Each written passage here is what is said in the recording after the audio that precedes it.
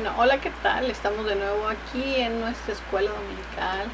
Bueno, feliz por la oportunidad y hoy quiero que hablemos de un tema que me parece sumamente importante para los que somos creyentes, para los que creemos en Jesús. Y vamos a estar hablando de Primera de Corintios 15.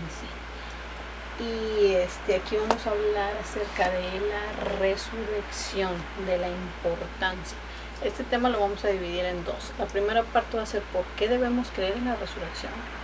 Y la segunda parte va a ser analizar por qué serían malas noticias si Cristo no hubiera resucitado.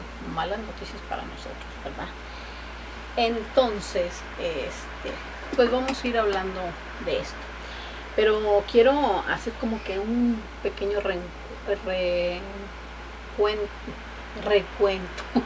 reencuentro, iba a decir un recuento o un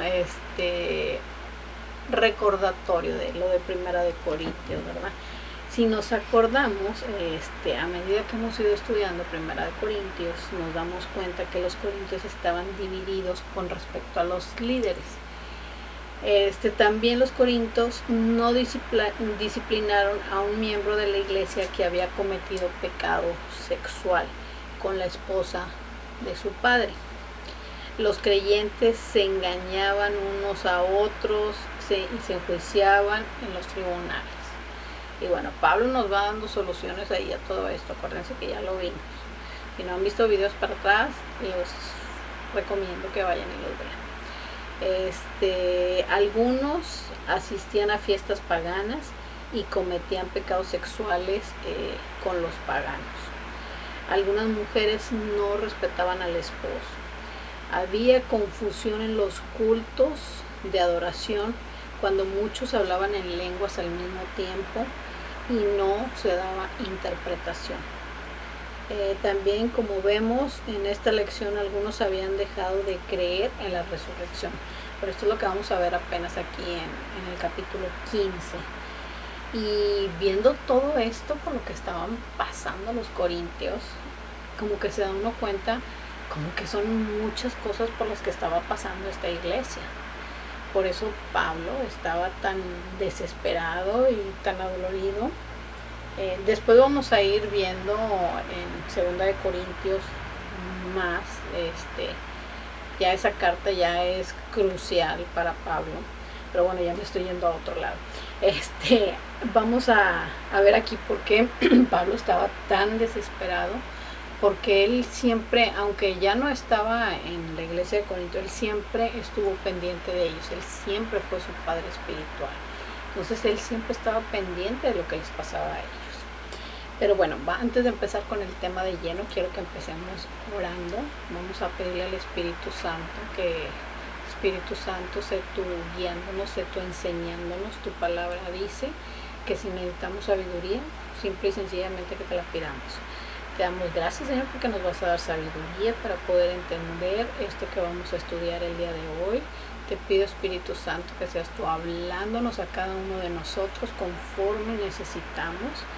Y te pido por cada una de las familias representadas, de los que están escuchando este video, que seas tú en cada una de estas familias, y te damos la gloria y la honra, Señor, por todo lo que tú haces en nuestras vidas y por lo que vas a hacer. Bueno, pues ahora sí vamos a empezar de lleno con Primera de Corintios 15. Como les dije, lo vamos a dividir en dos. Bueno, creo bueno que no se ve en el video todo lo que tengo aquí en la mesa, porque si no, tengo cuaderno, tengo libro, tengo la Biblia, tengo otro cuaderno, tengo la iPad. O sea, estoy aquí con todo de todos lados buscando cosas. Pero bueno, como les decía, vamos a dividirlo en dos partes. La primera parte es por qué debemos creer en la resurrección. La segunda parte, para que se nos haga más fácil analizar esto, es analizar por qué serían malas noticias para nosotros los creyentes si en realidad Cristo no hubiera resucitado, que no es el caso, gracias a Dios. Pero bueno, vamos a empezar ahora sí. La resurrección es una parte vital del Evangelio. Y esto lo encontramos en Primera de Corintios 15, del 1 al 11. Vamos a leer el 1. Dice: además os declaro, hermanos, el evangelio que os he predicado, el cual también recibisteis, en el cual también perseveráis. Bueno, sabemos que solo hay un evangelio, y esto es lo que estaba peleando Pablo por toda la confusión que había ya en Corintios. Y solo hay un evangelio, es el evangelio de Cristo, el evangelio de Jesús. No porque Pablo, los discípulos lo enseñaran, era un evangelio de ellos, no, es el evangelio de Jesús. Que cada maestro, cada apóstol, como le queramos llamar, le imprime su sello, es diferente, pero no es su evangelio, es el evangelio de Jesús. Y el evangelio es uno, es la verdad. O sea, el evangelio no podemos estarle cambiando o poniendo cosas, porque si no sería una falsa doctrina, como lo que vamos a estar viendo aquí, que estaba pasando en Corinto. Lo hemos estado viendo, la falsa doctrina, ¿verdad? Bueno, vamos a ver qué tenemos por acá. Bueno, vamos a ver, como dijimos, el evangelio es uno. El punto número 2, el evangelio es el fundamento seguro en el que nos afirmamos. Hoy en día hay muchos, estamos viviendo tiempos muy difíciles. Es precisamente en este tiempo estamos viviendo una pandemia a nivel mundial, que la verdad nos tiene a todos como que aterrorizados. La verdad ha sido muy difícil, yo creo, para todos pasar por esto. Pero hay guerras, hay hambres, la economía se viene abajo de las naciones, creyentes pierden su fe, otros se han afianzado más con todo esto, gloria a Dios. En fin, estamos pasando por momentos muy difíciles. Sin embargo, en todas estas pruebas el evangelio nos da un lugar firme para los que creemos en él. Nos da esa paz, nos da esa confianza de que Dios está ahí con nosotros y para nosotros. Y aún después de que muera nuestro cuerpo terrenal, el evangelio declara que vendrá un día de resurrección. Entonces, nosotros sabemos que el evangelio es el fundamento seguro en el cual podemos y debemos estar. El punto número 3 es: los que dejan de creer en la resurrección de Cristo pierden su salvación. Y ojo aquí, porque muchos piensan que no.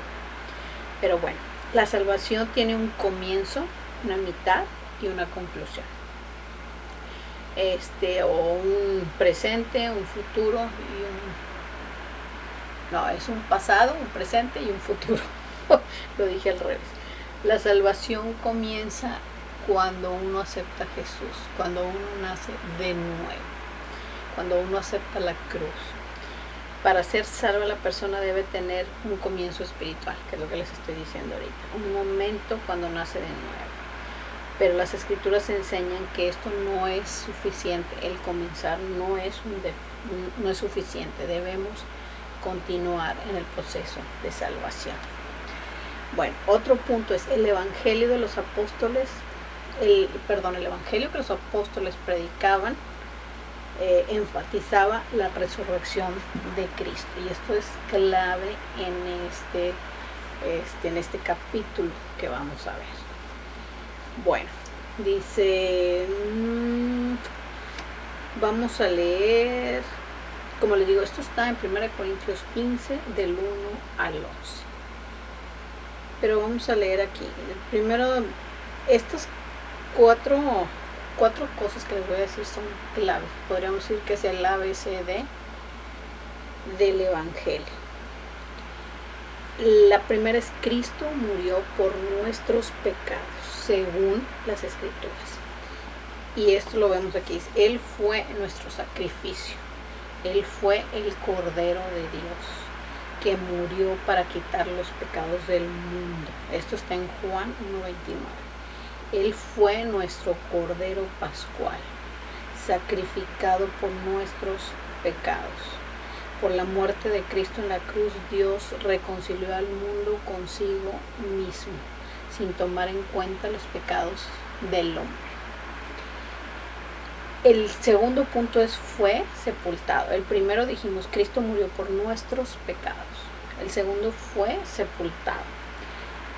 El tercero resucitó al tercer día según las Escrituras. El mismo Jesucristo que vivió, murió en la cruz por nuestros pecados y fue sepultado. Este mismo Jesús se levantó de entre los muertos. Y observemos que el Evangelio nos dice se levantó con nuestros pecados. No, Él murió con nuestros pecados en los hombros y resucitó sin ellos. O sea, Él ya murió por nuestros pecados quedaron ahí. El cuarto punto dice, Él se apareció a centenares de testigos. Déjenme, vamos a ver a quiénes se les apareció. Bueno, Jesús hace una aparición especial a Pedro. A mí me llama mucho la atención esto, que él dice, estoy parafraseando, ¿verdad? No es exacto como dice la cita, que les dijo, ve y dile a los apóstoles y a Pedro. O sea, y yo me quedo pensando, bueno, que Pedro no estaba dentro de los apóstoles. Bueno, claro que sí, nada más que aquí había un trasfondo. Y yo creo, bueno, aquí Jesús hace una aparición especial a Pedro. No se dice mucho sobre esta visita, pero me imagino que había una necesidad especial en Pedro. Él necesitaba consuelo y necesitaba restauración. Acordémonos que él negó al Señor Jesucristo 3 veces. Y no sé si en una de ellas o en las 3 veces, su mirada se cruzó con la de nuestro Señor Jesús y él lo negó. Entonces yo creo que por eso, o sea, él necesitaba eso. Y nuestro Señor Jesús fue a suplirle esa necesidad, fue a darle ese consuelo, esa restauración que Pedro necesitaba especialmente.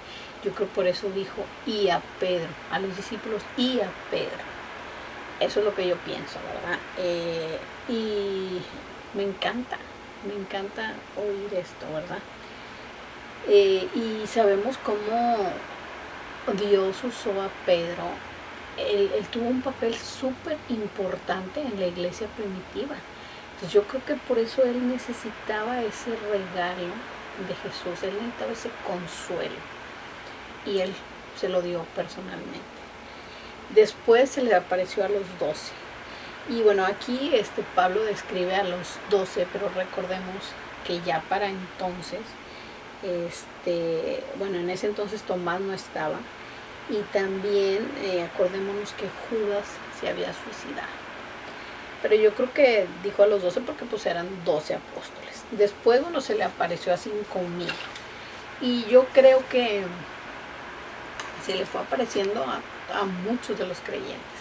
Y bueno, dicen que en nuestra cultura o en la época en la que vivimos, para un juzgado, para cosas así, no para un juzgado, para que algo sea de credibilidad, casi siempre te piden 1 o 2 testigos. Pero aquí nuestro Señor, que si nada más en unos que se les aparecieron eran 5,000, eran 5,000 o 500, ya me revolví. A ver, déjenme les digo, que no quiero equivocar. Eran 500, ya le estoy agregando mucho, ya estoy poniendo 5,000. No, eran 500. Pero bueno, ahora vamos a ver aquí, dice, si Cristo no hubiera, ya vamos a ver el punto número 2 en el que habíamos dividido esto, ¿se acuerdan? El punto número 2 es, si Cristo no hubiera resucitado de los muertos, tendríamos malas noticias. Y vamos a hablar de esto, pero vamos a leer en la palabra. Acuérdense que estamos viendo Primera de Corintios 15, lo vamos a leer el 13. A ver, permítanme, déjenme lo encuentro. Primera de Corintios, ¿dónde andas? 15. Ahora no lo encuentro.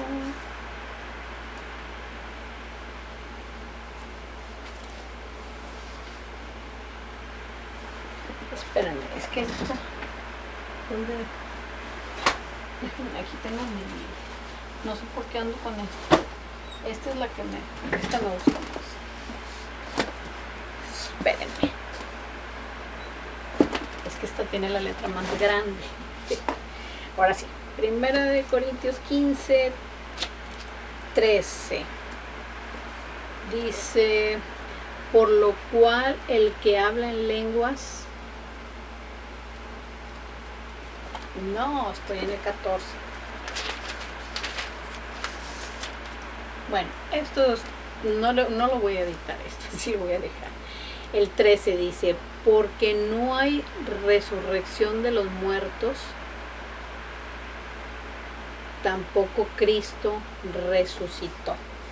Bueno, entonces aquí vamos a ver, si no hay resurrección de los muertos, entonces tampoco Cristo resucitó. Así de fácil. El 14 dice, y si Cristo no resucitó, vana es entonces nuestra predicación, vana es también nuestra fe. Entonces, si Cristo no resucitó, o sea, todo es nuestra predicación, de nada sirve, de nada serviría estar haciendo esto, y vana es nuestra fe también.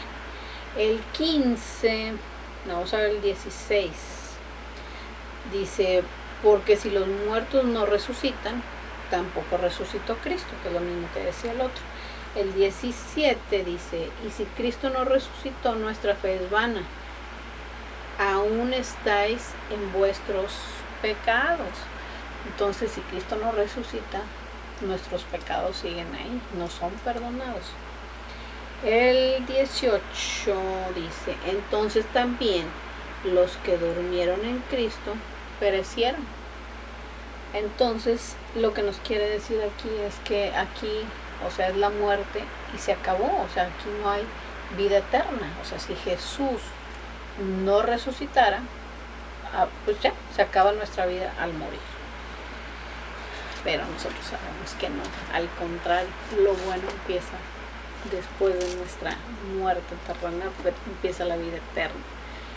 El 19 dice, y si en esta vida solamente esperamos en Cristo, solo los más dignos de conmiseración somos, los más dignos de conmiseración de todos los hombres.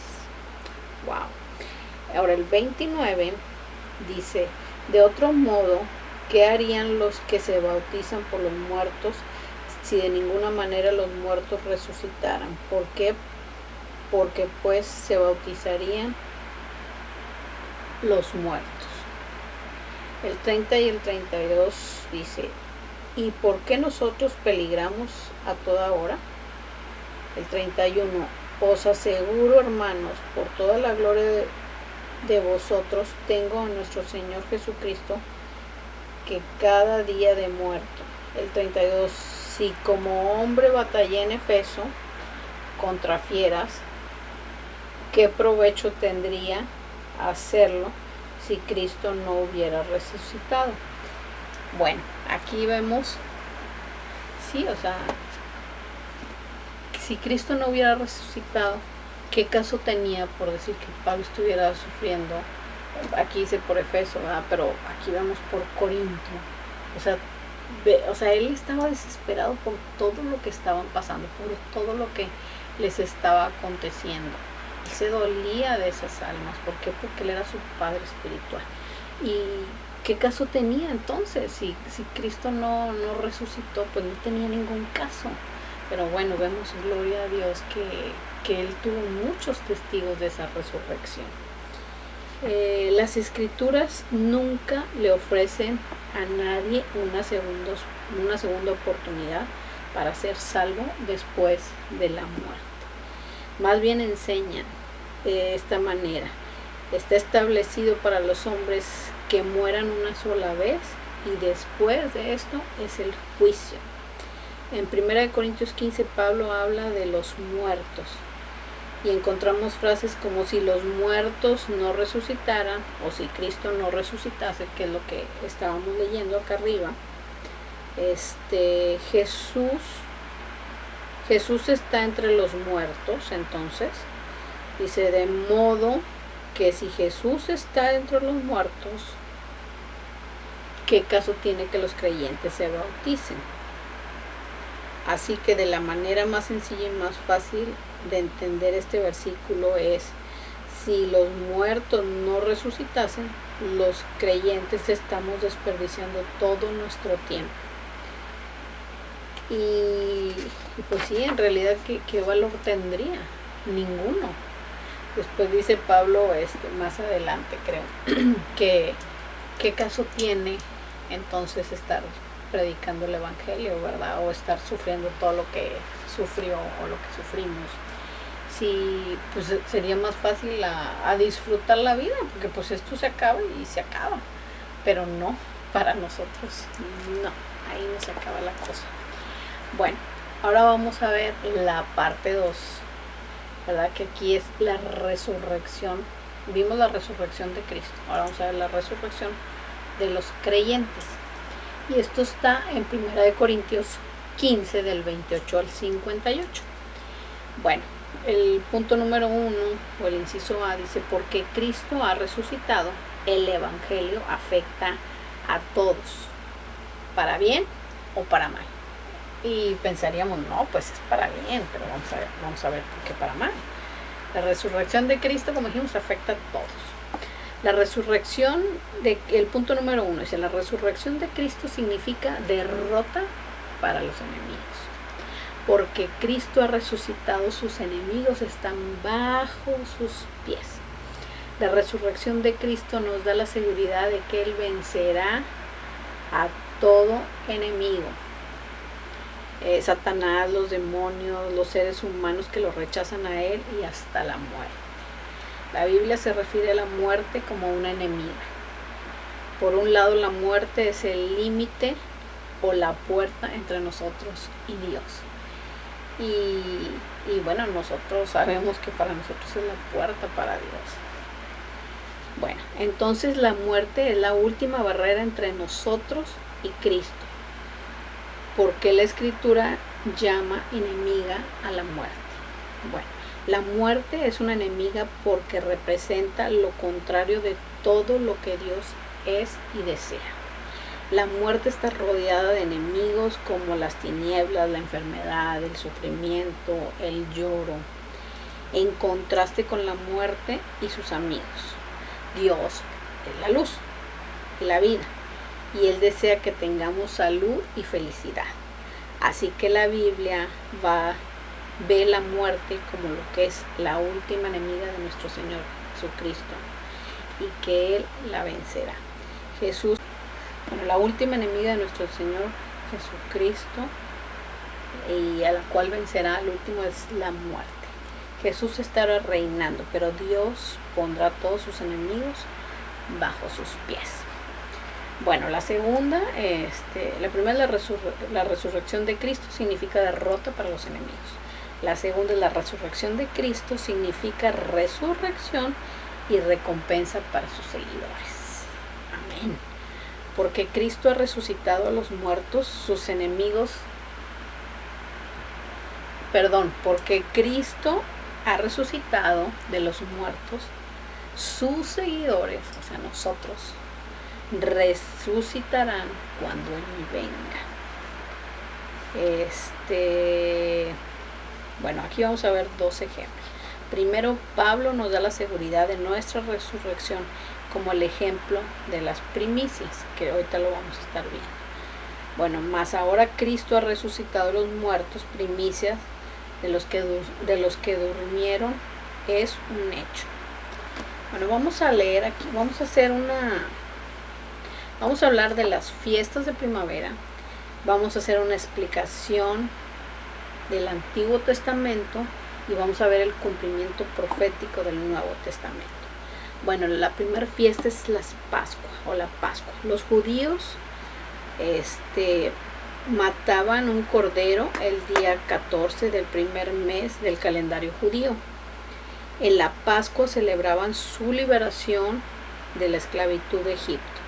Cuando el ángel de la muerte pasó de largo al ver la sangre del cordero en los lindeles de las puertas o de los postes de las puertas, pues pasó de largo.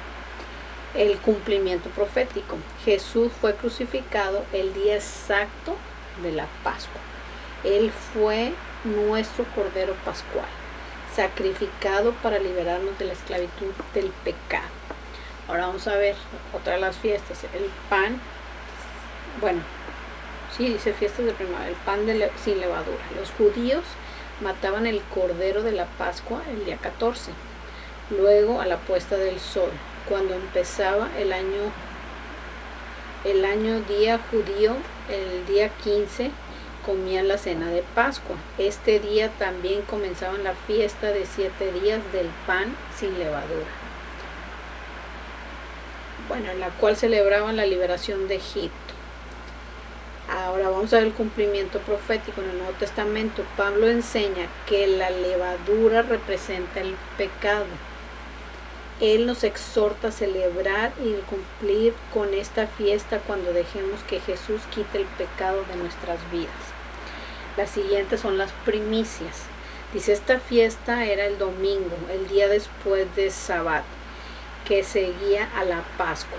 Esta fiesta celebraba la cosecha de la cebada. Los judíos sembraban las semillas de la cebada en el otoño y brotaban y maduraban en la primavera. Pero antes de la plena cosecha, los judíos llevaban una gavilla de grano de cebada al sacerdote. Bueno, Jesús, este es el cumplimiento ya en el Nuevo Testamento. Jesús resucitó el domingo, el día exacto de la fiesta de las primicias. Por eso Pablo se refiere a él como primicias de los que durmieron, porque como él resucitó ese día. Y esta es la razón por la que todos serán vivificados o resucitados. Y la última fiesta es Pentecostés. En el Antiguo Testamento dice, Pentecostés significa 50, y esta fiesta se celebraba 50 días después del sábado de la semana de la Pascua. Esta fiesta celebraba la cosecha del trigo. Pentecostés también se llama la fiesta de las semanas, la fiesta de la cosecha también. Ahora el cumplimiento. El día de Pentecostés Dios llenó a los creyentes del Espíritu Santo, dándoles poder para testificar de Cristo y así recoger la cosecha mundial de gente para el reino de Dios. Wow. Bueno, ahora vamos a ver la primera, bueno, las malas noticias.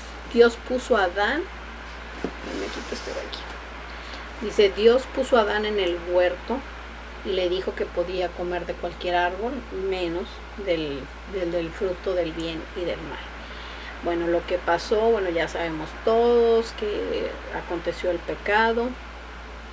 Y este acto de desobediencia abrió la puerta para que el pecado entrara al mundo.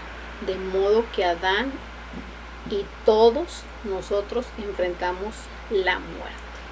Estas son las malas noticias.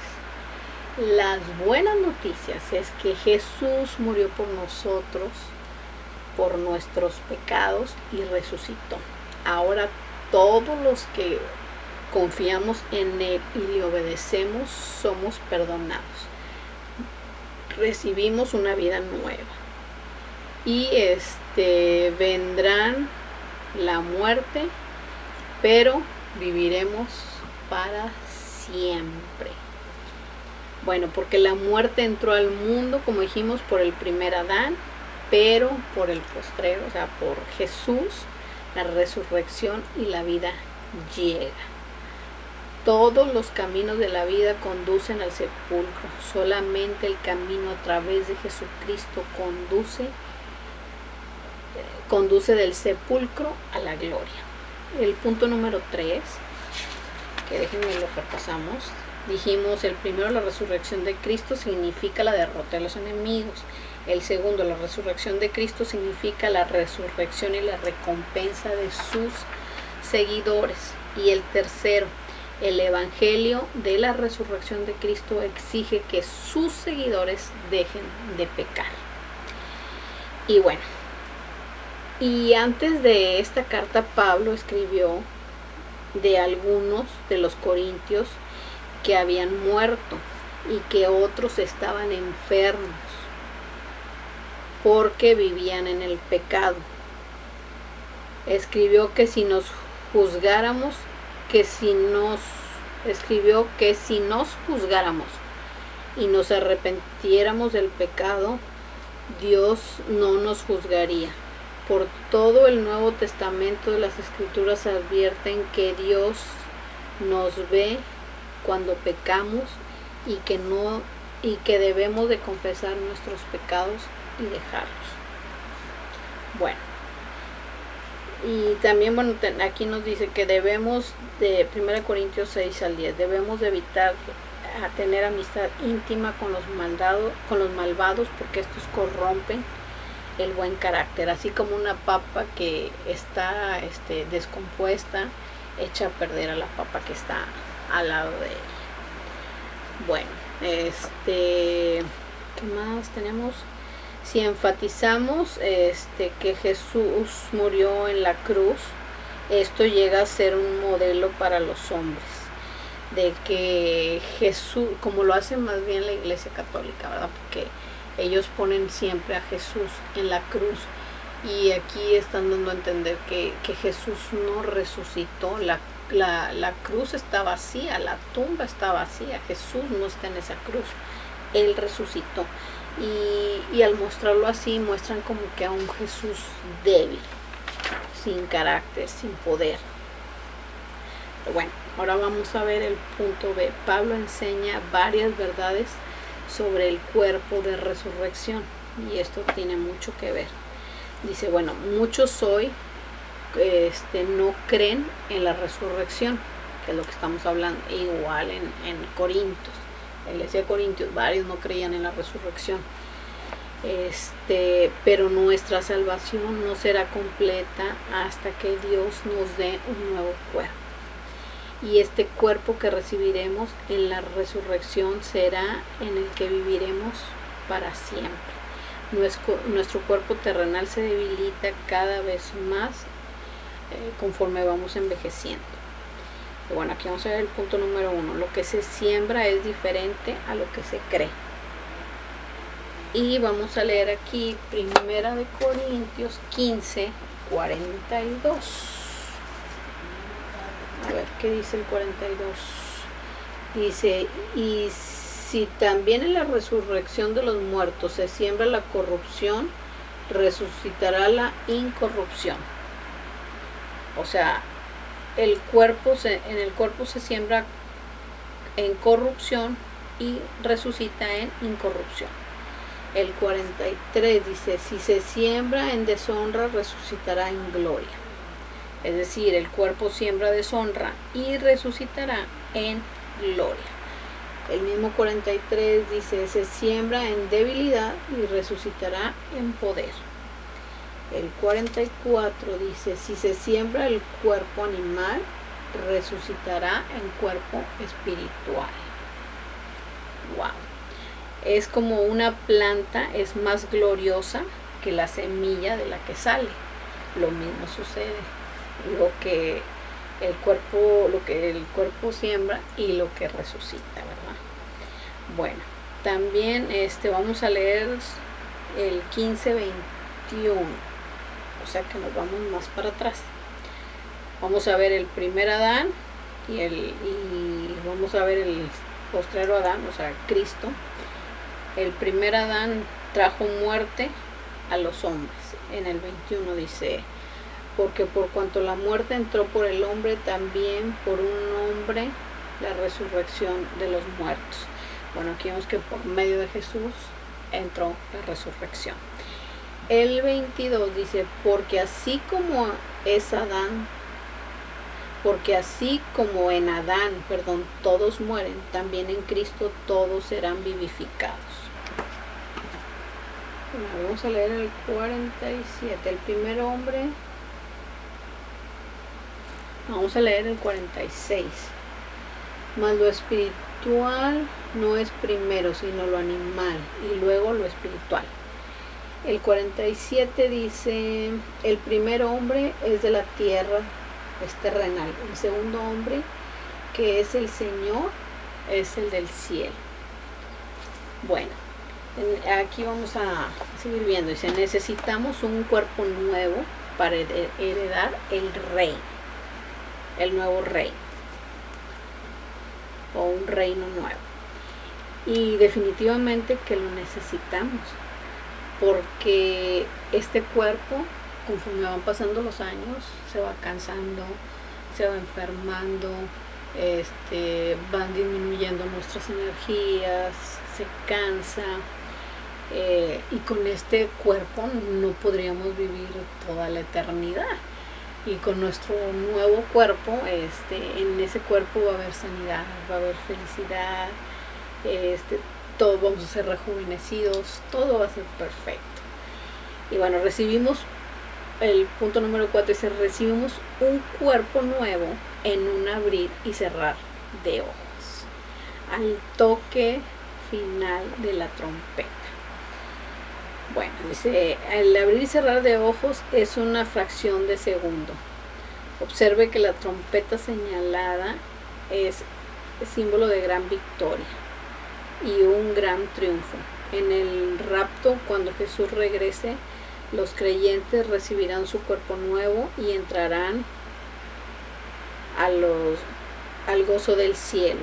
Observe que la palabra, la final trompeta, esta palabra no quiere decir que nunca oiremos otra trompeta en el cielo, pero sí será la última, la del rapto, la última trompeta que oiremos en la tierra, antes de que Jesús regrese.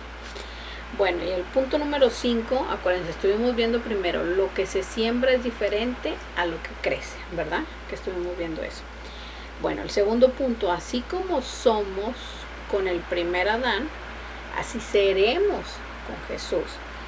El tercero, necesitamos un cuerpo nuevo para heredar el nuevo reino. El punto número 4, recibimos un cuerpo nuevo en un abrir y cerrar de ojos. Y el punto número 5, la resurrección de los creyentes completa la victoria de Cristo sobre la muerte. Y bueno, ya para concluir, dice Pablo, cierra este capítulo con palabras de ánimo y exhortación. Así que, hermanos míos, amados, estad firmes y constantes, creciendo en la obra del Señor siempre, sabiendo que vuestro trabajo en el Señor no es en vano. Así que esto está en Primera de Corintios 15:58. La resurrección nos inspira y nos motiva a la acción. Nos da seguridad para mantenernos firmes y seguir sirviendo a Cristo todo el tiempo. Bueno, yo creo que sabiendo la verdad acerca de nuestra resurrección, debe de cambiar nuestra vida. Debemos de estar firmes y seguir trabajando para el Señor, porque sabemos que nuestro trabajo no es en vano, sino todo lo contrario. También debemos de trabajar,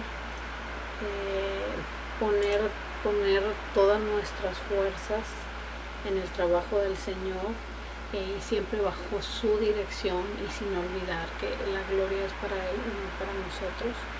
Y bueno, tenemos que estar firmes y creciendo en nuestra fe y estar pendientes siempre de nuestra salvación. Y bueno, pues gracias al Señor por la resurrección, porque Él resucitó y nosotros tenemos vida eterna gracias a esa resurrección, gracias a la cruz, gracias a todo lo que Él pasó por nosotros. Como les decía, es un tema muy importante para nosotros los creyentes. Y bueno, espero que les haya sido de bendición esto. Si tienen algo que agregar, me encantaría que lo hicieran en los comentarios, que yo creo que sí hay mucho que agregar todavía. Es un tema muy extenso y mucho de qué hablar. Y si tienen algún comentario o alguna pregunta, no duden en hacerlo. Para eso estamos, para aprender y ayudarnos los unos a los otros. Bueno, pues los invito a que nos sigan en YouTube y en Facebook y que sigan viendo los demás videos que ya tenemos preparados para ustedes. Nos vemos en la próxima. Dios los bendiga. Bye.